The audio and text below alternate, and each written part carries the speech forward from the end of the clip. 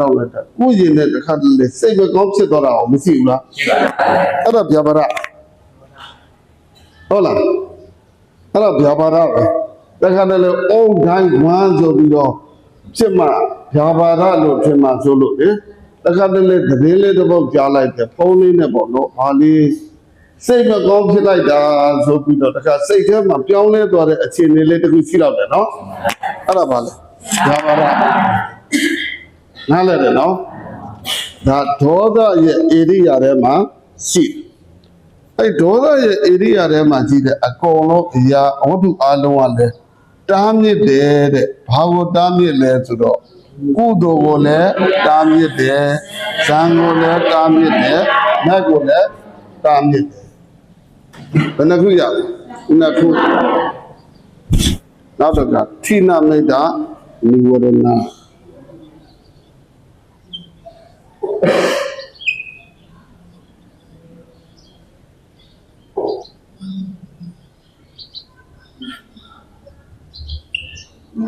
ဒါကြတော့စကလုံးလေးနှလုံးတွဲလာစကလုံးလေးနှလုံးတွဲထိနာတခုမိတ်တာထိနာမိတ်တာထိနာမိတ်တာ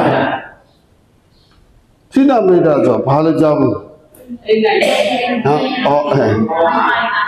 မနပြန်ပြောမယ်ထိနာဆိုတာထိုင်နိုင်တယ်မိတ်တာဆိုတာကလေးလံသွားတဲ့သဘောတရားထိနာဆိုပါလေမိတ်တာကလေးလံ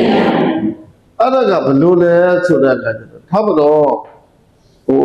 အရာဝတ္ထုတစ်ခုနဲ့ပေါ့ဗျာကောပါတဲ့အလေးကိုဒီလိုကတ်လိုက်ကိုကမခိုင်တဲ့အခါကျတော့ခဏလေးတော့ပြုတ်မကြဘူးကတ်ချင်းထိနာမိတ်တာဆိုတာကသူကဘိဓမ္မာရေးတာကထိနာမိတ်တာဆိုစိတ်ဤမခိုင်ကခြင်းစေတသိက်ဤမခိုင်ကခြင်းလို့သူကအဲ့တိုင်းထားတယ်စေတသိက်ဘန်းကိုလေ့လာလို့ခြင်းအာယုံတစ်ခုကတ်တော့ပဲဆိုအဲ့ဒီအာယုံလည်းမကတ်ဘူးဒီပြည့်ရှိသွားတယ်ဒီပြည့်ရှိတာအဲ့ဒါဘာဖြစ်လို့စိတ်ဓာတ်မတွက်ကြတာထိုင်မှန်းတော့များလို့ကြည့်ရမိတ်တာဘာလို့လဲလာဟုတ်ကဲ့ဒါဆိုလို့ကြည့်ရင်ကုသိုလ်ရဖို့တို့ဇံရဖို့တို့မရဖို့ဆိုတာကစိတ်ကတည်ငြိမ်နေမှာအာယုတစ်ခုရဲ့အပေါ်မှာယက်တည်နေမှာဖြစ်မှာဟုတ်ဗျာအခုထိုင်လိုက်နေတဲ့လေးလံကိုစိတ်တိုင်းဆိုင်ရာကိုလည်းအောင်ပြုကြည့်မှရမှာနော်တခါတလေဖြစ်တော့ပါစိတ်ဘာရလုံးမဟုတ်မတက်ကြအောင်နော်ဒါမလို့ဘုံမဟိုဘက်မှာစကလုံးလေးတစ်လုံးရေးထားတာဗါတဲ့ဝိရိယဝိရိယပฏิပတ်ကဝိရိယဆိုကြားဖို့လားဝိရိယဘာလို့လဲဝိရိယဘာလို့ဝိရိယဆိုဒီလိုလေးမှတ်လားဝိရိယဆိုတာကဖတ်ပါဗျာအခုဆိုလို့ကြည့်ကိုယ်စိတ်လေးကိုဒီပေါ်ပို့ထားရတဲ့နဲ့စိတ်ကအခြားတနေရာထွက်မသွားဘူးတကယ်လို့ဝင်လေထွက်လေမှတ်တယ်ဆိုလို့ကြည့်လေဝင်တဲ့လေလေဝင်တယ်ထွက်တယ်မတူစိတ်ကထွက်မသွားဘူးအထွက်သွားတယ်အဲ့ဒါဆိုလို့ကြည့်ကိုယ်အတိလေးတစ်ခုကနေပြီးတော့အဲ့ဒီကိုယ်စိတ်လေးကိုဝင်လေထွက်လေပေါ့ဆွဲပြီးတော့မခေါ်ဘူးလားအဲ့ဒါပဲဝိရိယအဲ့ဒါပဲဟုတ်လားဒါပဲဗျာထိနာနဲ့မိတ်ကမတက်ကြဘူးဆိုရအောင်ဆွဲခေါ်ဒါလည်းဒါမလို့ထိနာနဲ့မိတ်ဒီဝိရိယနဲ့စัจจิဘက်ပฏิပတ်ခေါ်ဆိုတာပฏิပတ်ခံပฏิပတ်ခဘူတံပฏิပတ်ခဘူတံဆိုတာစัจจิဘက်ဒါဆိုဒီစကလုံးလေးဟောလို့တော့ကြတဲ့ဒီအောင်ဘုံဘထက်ကြီးတက်လဲလဲပြောပြီးတော့ပြန်ကြအောင်လုပ်မိတ်တာဆိုမိဒါတို့နဲ့တတ်တော့မိတ်ဓာတ်ဆိုင်ကအပေါ်တက်တဲ့မိတ်တာထိနာမိတ်တာထိနာမိတ်တာထိနာဆိုစိတ်တိုင်းဆိုင်ရာတခုကမတက်ကြအောင်မလုပ်နိုင်လဲထိုင်နိုင်နေတယ်ဒါဖြစ်တော့ပါတယ်ဖြစ်တော့တာနှစ်မျိုးရှိတယ်ဗျတစ်ခါတလေ ဘာလို့မဟုတ်ဘူးကိုယ်စိတ်ကမတက်ကြပဲနဲ့ငူကြီးထိုင်နေတာရှိတတ်တယ်နော်ရှိတတ်တယ်ထိနာမိတ်တာသဘောပါတခါတလေကျတော့ကိစ္စတွေလောကရန်တွေကြောင့်အဲ့လိုဖြစ်သွားတာလေရှိတယ်အသက်အရွယ်ရတဲ့ခါကျတော့တခါတလေဓာတ်ကြီးလေးပါအထံရတိတ်ပြီးတော့အစင်မပြေတဲ့အတွက်လည်းဖြစ်တတ်တယ်ဒါမလို့မြတ်စွာဘုရားရှင်ကိုရောမြတ်ကြီးကဒီအသိဉာဏ်နဲ့ပတ်သက်တဲ့ရာတွေတင်ယူတော့မယ်တရားထိုင်တော့မယ်ဆိုလို့ချင်းကျမ်းမာရေးကောင်းဖို့လိုအပ်တယ်ကျမ်းမာရေးကောင်းမှရတော့ပြထိနာနဲ့မိတ်တာမဖြစ်တတ်တယ်ထိနာမိတ်တာဖြစ်တတ်တာနှစ်မျိုးလို့ဘုံဘဆိုလို့ချင်းလောကရ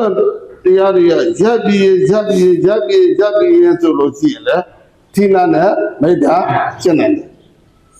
တော့မို့အသက်ကျော်ရတဲ့အခါကျပုံနှမ်းလေးဖြစ်ဒီနှမ်းလေးဖြစ်စိတ်ကမတက်ကြတော့ဘူးဒါဆိုရင်လည်းထိနာမိတ်တာဖြစ်တတ်တယ်အဲဒါလို့ချင်းនិဝရဏဘယ်နှပါးရအဲဒါလို့ချင်းဒါလေးကိုဘုံပြန်ပြီးတော့လက်ကျင့်ပဲဦးမယ်ဒီသုံးခုကိုပြန်ပြီးတော့ဘောကြည့်မိမိစာရွက်ကြည့်တက်ကငါမဆိုနဲ့ကာမေသန္တာនិဝရဏအမှန်တော့သန္တာပါပဲဘာသန္တာလဲကာမဂုဏ်တရားတွေနဲ့ပတ်သက်တဲ့သန္တာအရာကောင်းလို့ရှိရင်လောဘကိုရတယ်ဒီနဲ့နော်ကာမေသန္တာនិဝရဏမြင်တော့ပြီနော်ဇာဘာဒនិဝရဏဆိုတာကဒေါသကိုအပြင်းဆုံးအနေနဲ့ဆိုလို့ရှိရင်ဒေါသကိုကိုးစားပြီးတယ်ကိုယ်စိတ်ထဲမှာကိုယ်သားသမီးရတော့ကောကိုယ့်ရဲ့ယောက်ျားတော့ကောတယောက်မြင်းမြစ်ကတော့တမျိုးပြောတဲ့အခါမှာကိုယ်စိတ်ထဲမကြက်တဲ့အတွက်စိတ်ထဲနည်းနည်းလေးနောက်ကြည့်သွားတာမရှိဘူးလားအဲ့ဒါကလည်းဗျာပါဒရဲ့ဧရိယာထဲမှာရှိတယ်အဲဆိုဗျာပါဒនិဝရဏနောက်ကသီနာလိုက်တာនិဝရဏဘယ်နှခုရပြန်ပြောမယ်နည်းနည်းလေးအောင်ပြုပြီးတော့နားထောင်ကြည့်လိုက်ကာမေသန္တာនិဝရဏစဉ်းစားကြည့်ကြအောင်လို့ပြည့်ပြည့်စုံယာဘာဒនិဝရဏသီနာလိုက်တာនិဝရဏဘယ်နှခုရလုံးနဲ့မဲ့ပြီးတော့ဆိုကြည့်ကာမေသန္တာនិဝရဏယာဘာဒនិဝရဏသီနာလိုက်တာនិဝရဏနောက်တစ်ခုသွားမယ်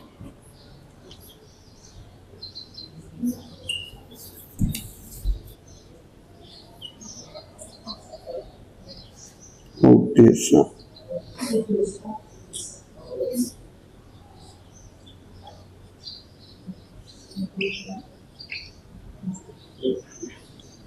ကို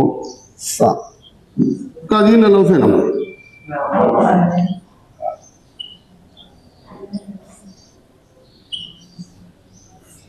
ဒါလည်းနှလုံးတွဲတာဩဒိသကုတ်ကုတ်စာនិဝရဏစလုံးပေါင်းပြမယ်ဒီကြည့်ပါဥဒါဒိနဲ့တတ်မယ်ဩ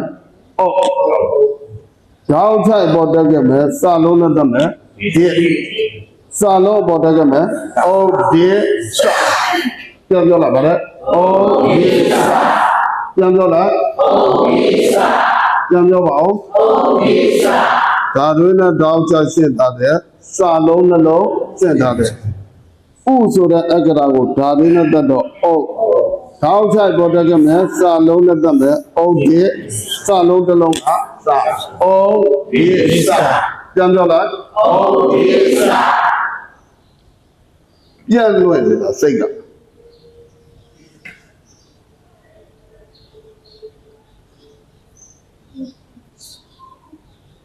ဟုတ်တယ်ဆိုဘာလို့တဲ့ကြက်လို့လိုလဲဆိုတဲ့အခါကျတော့ဒီနေရာမှာ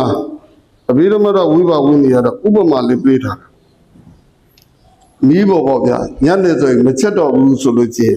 အဲ့မီးပေါ်တော့ခဲလေးတစ်လုံးချ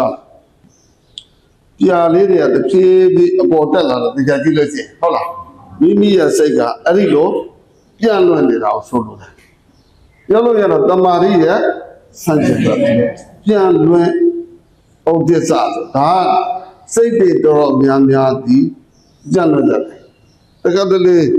ပြောနေရင်တော့အခြားရောက်ပြီးတော့တော်တတ်တယ်ဘုံဘုံတို့ကြတော့ဒါကဘုံဘုံတို့ကတော့ဒီဟာပဲအောင်ပြုပြောတဲ့ခါကျတော့အပြင်ထွက်တာ